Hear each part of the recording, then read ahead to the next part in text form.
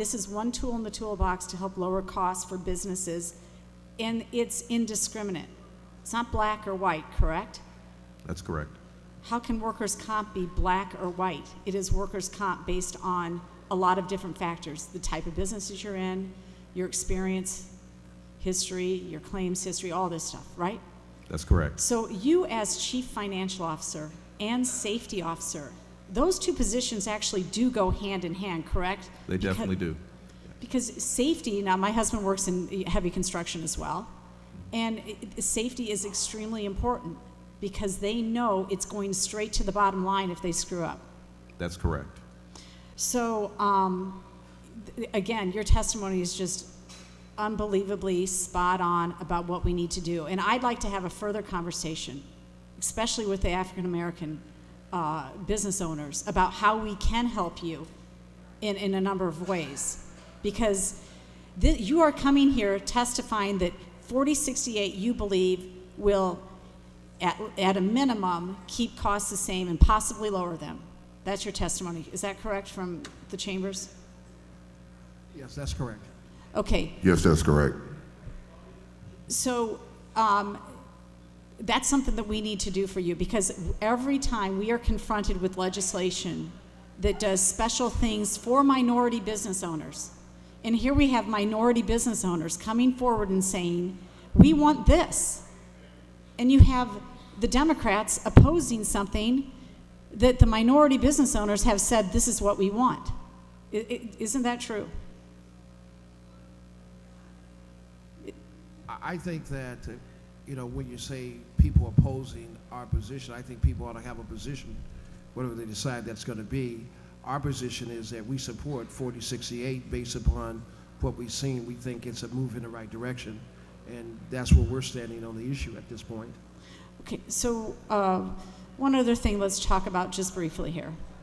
There's been a lot of discussion about this other bill, HB 2525.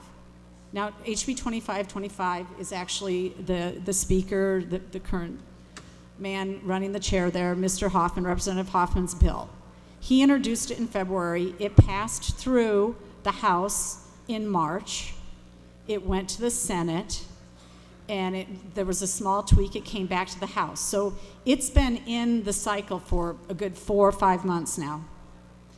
I want to know, since they do care about minority businesses and minority business input on much legislation, I want to know, did the House sponsor, the Democrat House sponsor, or the Black Caucus, did any of them reach out to you at any time in either the House or the Senate side to garner an opinion about HB 2525? No. Mr. Tyler, did they reach to you about how you felt about 2525 since they are so concerned about how you feel about it now? I will say that I haven't been on the radar. Hopefully I'm on the radar for future discussions. I hope you are too, sir. I welcome you back anytime. Thank you. The last thing is, as a business owner, there's probably a lot of things that keep you up at night. Yes. And you probably feel that many times so much of what you have to react to is literally out of your control. There are a lot of factors that are in my control, but actually the things that keep me up at night are the things that I feel like are out of my control a lot of times. So what you've done is you've actually done everything under your control to hold down workers' compensation costs. That is correct, yes. And you've got a great experience level. Yes. And you're not even making headway. No. And so for us, we want to give you this and hopefully give you at least one less thing that you have to worry about at night just to keep your business here in Illinois.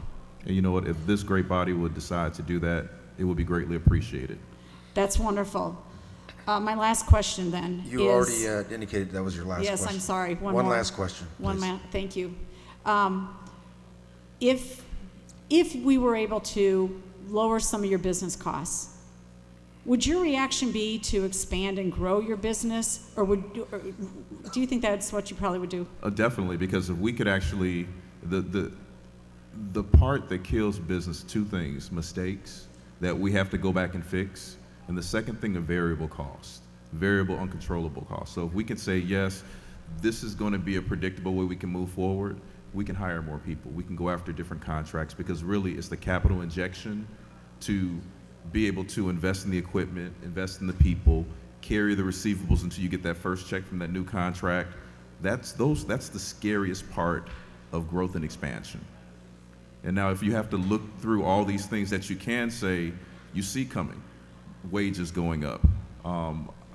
Workers' comp audit for me is coming up in September again. So you think about things, you try to predict, but it would be so much easier if we can say, yeah, these costs are going down, so now I can get out there and take additional risks, and they're mitigated risks. Thank you so much, all of you, for your testimony. I look forward to hearing from you again. Thank you, You're welcome. Representative. Thank you.